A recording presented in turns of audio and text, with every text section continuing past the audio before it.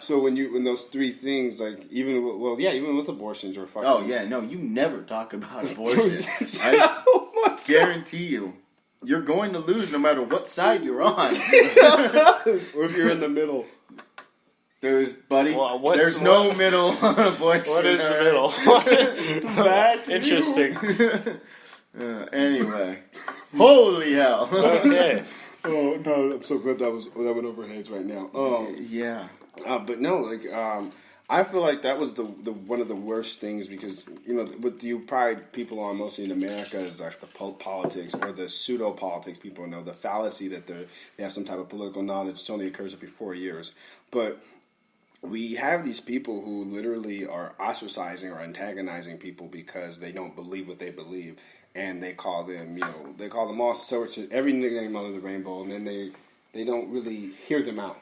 Then they lose that education. Yeah. Then it kind of stops being me just trying to tell you my side of the story, and you just everything I'm saying is wrong. You're not even intaking my info anymore. You're not even listening to me because everything I'm saying to you is wrong. Well, that's just ignorance, which I hate that word and I hate that term. I hate everything it stands for. But that's if you can't sit down with me and have a conversation, listen to what I'm going to say, and then kind of tell me what you're feeling, just civilized, then there's no other word for it. And I agree that you can be.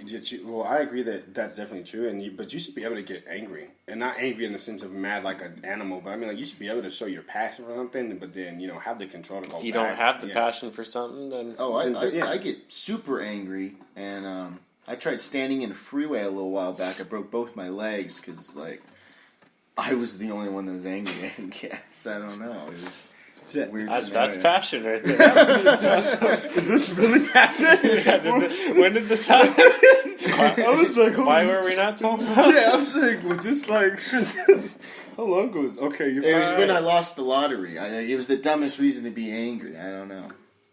Okay. He's totally fucking around. Oh my god, I thought he was serious. Are you kidding me? Break both my legs? Are you serious? I was like, oh You're my better god. than this guy. I never heard this story, but fuck.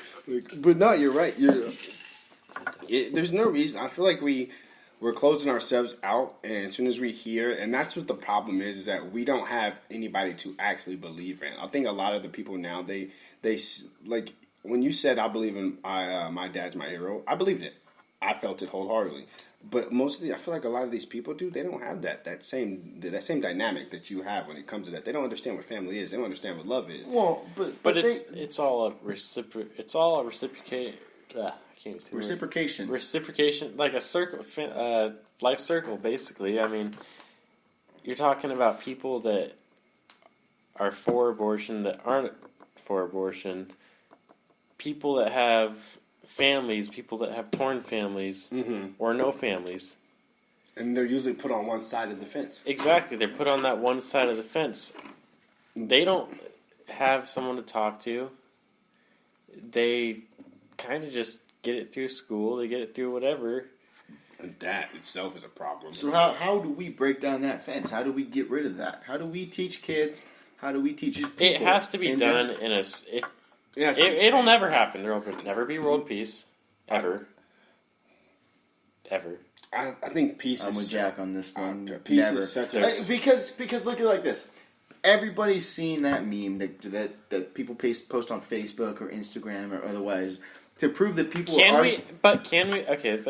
we get better? Yes. Yeah. But to prove that people will argue about anything, have you seen that picture? Here's a picture of a stick. I am guilty. I'm super guilty. People will argue about anything, and arguments lead to hating one another, lead to people wanting to start shit with one another. But an argument doesn't lead to someone not to hating you, or not an argument which it falls on deaf ears, and that's on both sides. Well, even on one, if it's just a one-sided argument, like you said, we have the redundancy on one side, and this person who gets progressive and keeps going with new information, why, and understanding, hey, I see your point, but here's mine as well, and then we still get, well, no, fuck you, fuck you, fuck you.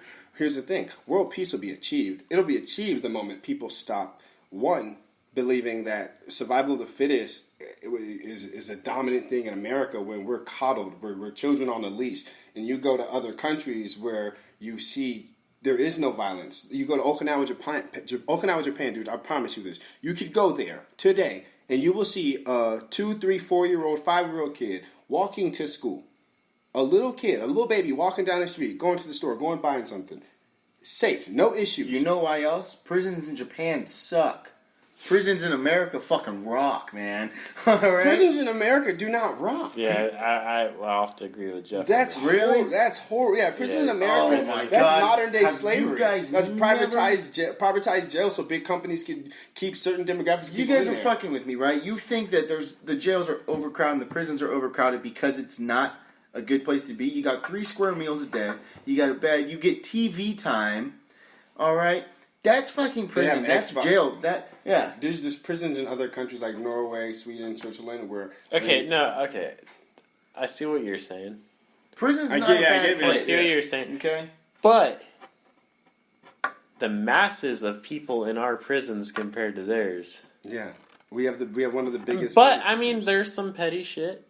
There's I mean, to some me, of the drug shit. You know, I don't and agree you with think that about at all. how the No. drugs actually still like survive. At the same time, it's got its fucking. I don't think this whole proposition that we're being here in California passed and all that. Yeah. You know, there's been 2 or 3 cops now killed because of that proposition, letting out violent gang members.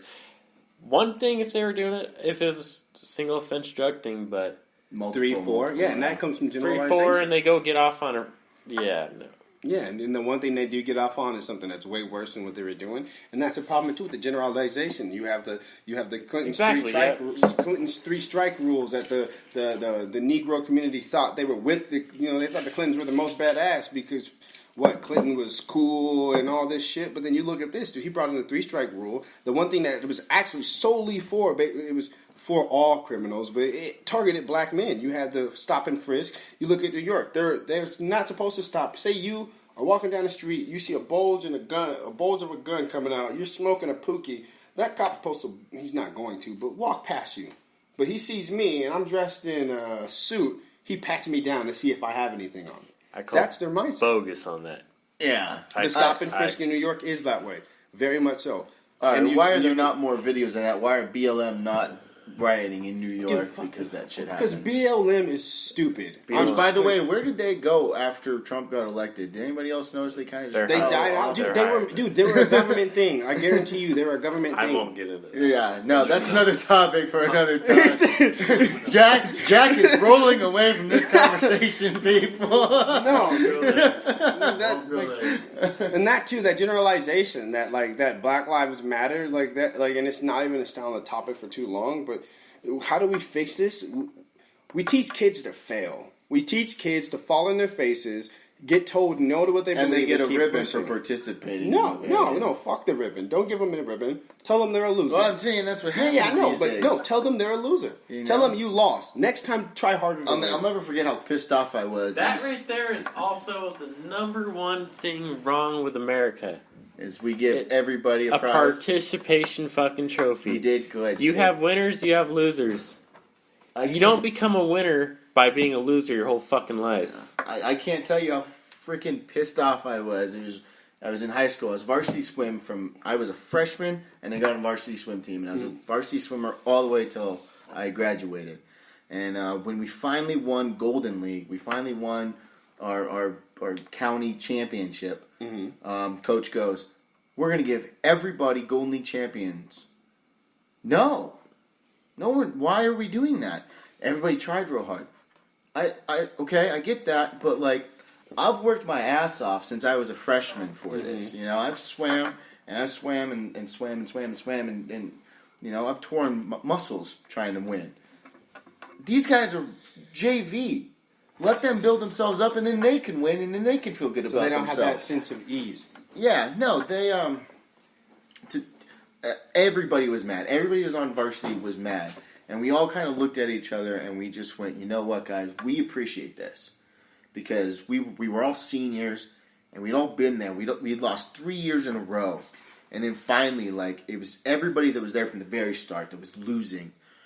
When we finally won, we all looked at each other, and we all went, we did it. We did it, And these are people that you grow up with, You have 4 years and you go on trips and you go out of state and you go to these places with these people and you form a bond. Yep. And you actually turn into a family. You know, it's one of those things. Like, I'll never forget it. People were getting, like, because a lot of band members were on swim team and they were getting bullied, and I walked over, and I was kind of a more popular kid in high school, and I went, don't, all right? This is Alex, okay? I don't care if he's gay. I don't care what he is. You're not making fun of him, okay?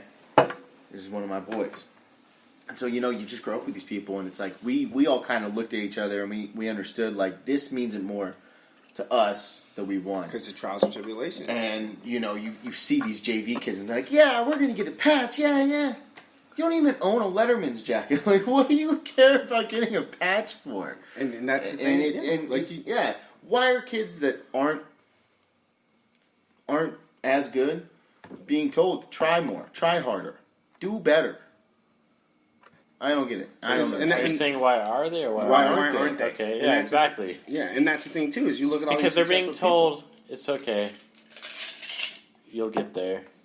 No, not necessarily you'll get there, because that's what you did was good enough this time. Right, exactly. What you did was good enough. Tried. At least you tried. And here's your trophy. And here's the thing, yeah, at least you did try, because that's what matters, is that you tried and you put yourself in that position to win. And but you need that extra pat on the back or kick in the ass to say, you know what, though? You got this. Yeah. Try again next year. Try again. You can do this. And keep going. Keep going. It's not that's called your teammates. Don't quit. Exactly. No, those are your teammates. That's not a ribbon. You don't got that internally. Like, people don't have that internally. Exactly. They don't got that internally. Like, he's down. He's fucking down. This person's down. They're like... They don't have willpower anymore. They need freaking 3-4 people. Come on. You look at... Strike 3, go take your base. Yeah. What the... when did that happen? Yeah. And it's like, you look at it and you go, okay, well... If they don't do well, and it's like no Child Left Behind. Well, this is the funny part about No Child Left Behind in California. There's the California state exit exam. They don't pass that, they don't graduate. So they basically can go 4 years in high school without getting the proper education, without being taken to the proper classes or placed in the proper grade, and get, if you fail that, yes, you should not graduate high school, all right, Kai? But that's not what I'm saying. What you're saying is that you don't. You don't. You don't. And the thing is, you waste 4 years of your life, and they know, and they allow you to. The thing is that, all right, well, hey, you're not that smart, you're not that bright. Have you thought about a trade? But at the same time, we got rid of workshop and metal classes. So that was last time. Yeah. So it's like. That's the same thing, though. That's the government telling you, here's $1. Good luck next time. Here's $1. Good next luck.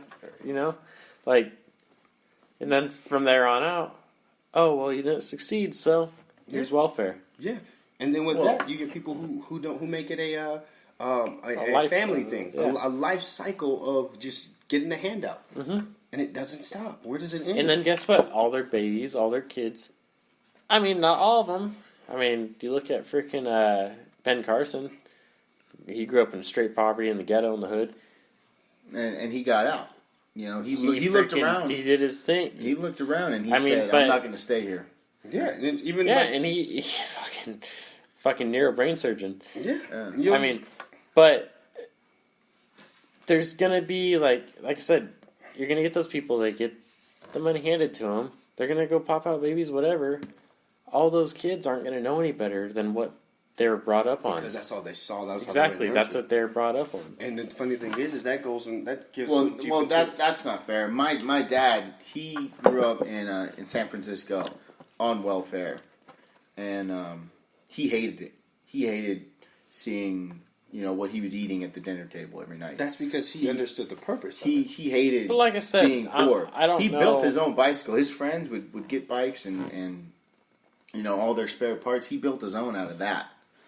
And when he was 10 years old, he went to... like I said, there's going to be that 10, the small 20% maybe that will see that. They'll see that. They hate where they're coming from. Yeah, they'll hate where they're coming from, or they'll see what's going on. Or they'll use it for what it's supposed to be used for, a momentary lapse.